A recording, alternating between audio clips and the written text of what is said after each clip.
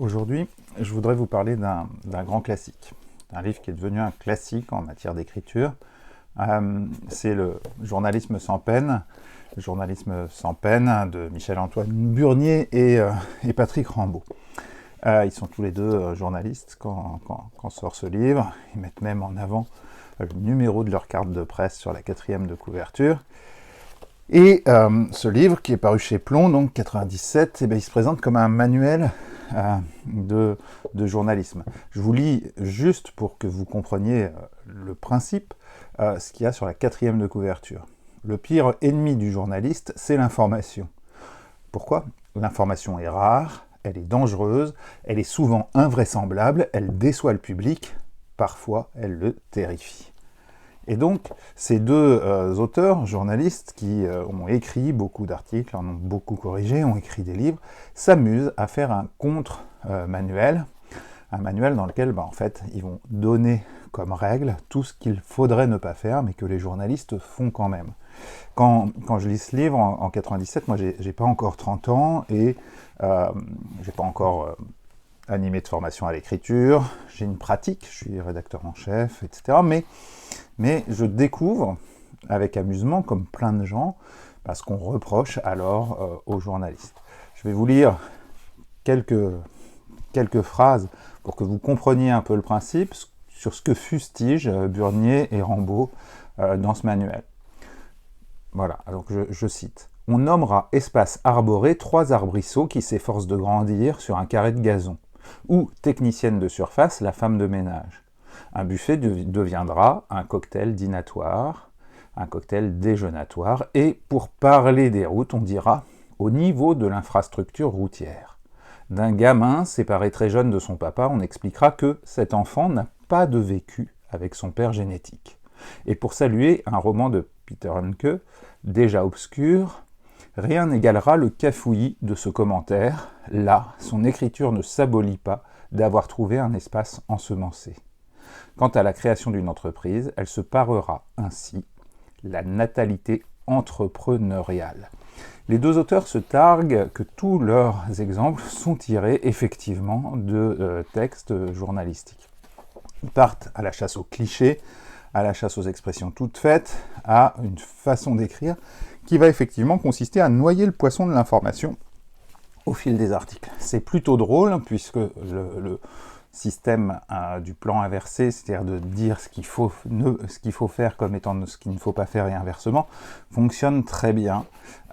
C'est assez jubilatoire et du coup, ça constitue bien un guide d'écriture en contrepoint, un guide de ce qu'il faut faire et ce qu'il ne faut pas faire. Grosse partie sur les clichés notamment, qui ne cessent d'être utilisés. C'est assez intéressant parce que les deux auteurs dénoncent la façon dont les journalistes écrivent. On retrouve la loi du hachis qui consiste à surponctuer le texte, à mettre des virgules un peu partout et à souder les paragraphes. Donc on a un contre-manuel d'écriture qui, quelque part, devient un vrai manuel.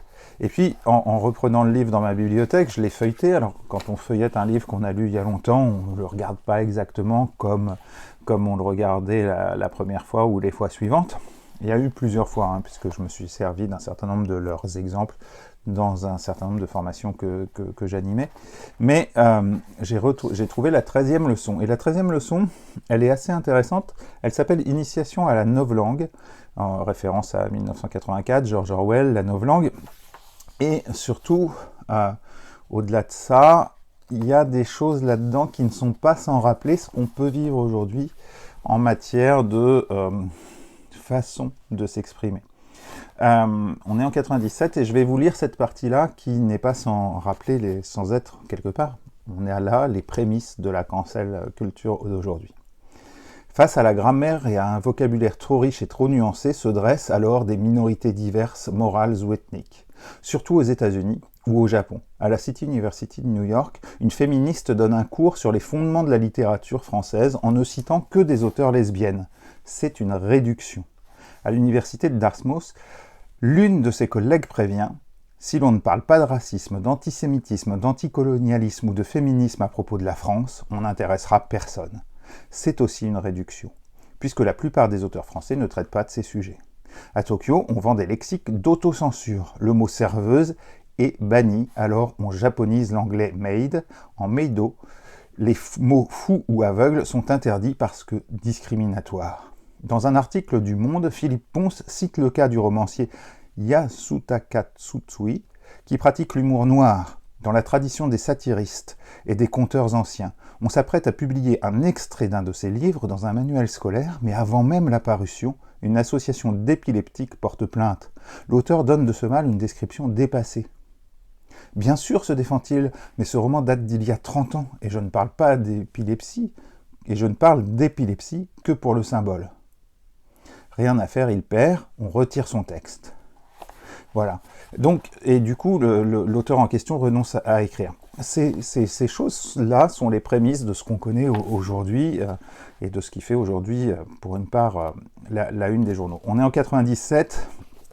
C'est un livre qui reste, vous le voyez bien, d'actualité, qui pointe du doigt des façons d'écrire de manière très superficielle et qui va un peu au-delà dans l'analyse sur ce qu'est l'information, etc., etc. Donc je vous le recommande vraiment. Beaucoup de gens l'ont peut-être déjà dans leur bibliothèque, l'ont lu il y a longtemps, pourraient le relire aujourd'hui avec plaisir. On le trouve... comme souvent chez les bouquinistes, je crois qu'il n'est plus en version papier, il est en version électronique, à ce que j'ai vu sur Internet disponible, donc vous pouvez vous le procurer. Et il y a des leçons vraiment d'actualité toujours sur la façon de titrer, les usages, etc. J'en profite parce que on fustige là le cliché, les formules toutes faites, pour signaler que on dit toujours qu'il faut éviter les clichés, la cerise sur le gâteau, etc., etc.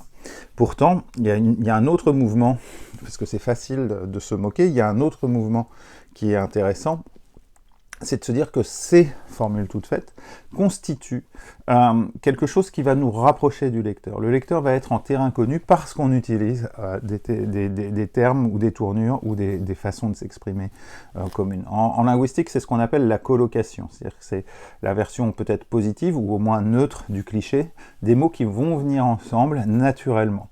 Une main de fer dans un gant de velours. Si je vous dis une main de fer, tout de suite, c'est dans un gant de velours qui va vous venir.